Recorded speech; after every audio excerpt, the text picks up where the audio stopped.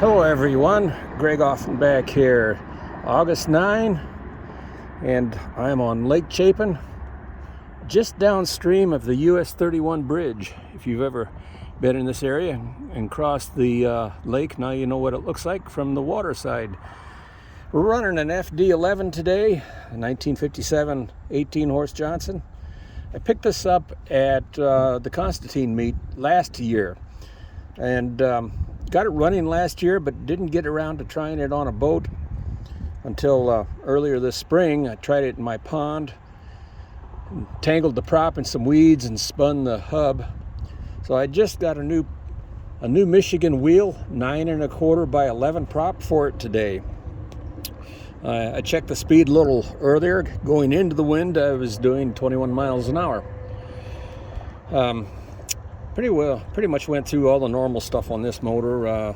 New crank seal, carburetor kit, water pump, resealed the gear case. And it seems to be a pretty good running motor. Compression was good on it, about 130 over 130. So it's a pretty strong running motor. I'm still getting the carburetor dialed in a little bit. It may cough and die once in a while at idle. I'm trying to get that sorted out.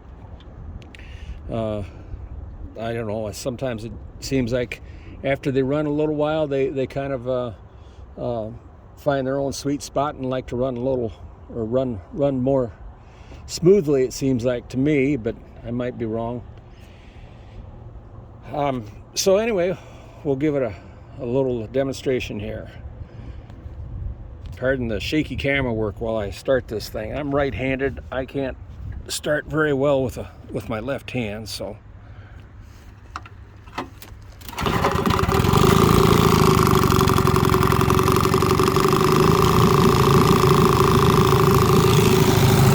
pumping lots of water.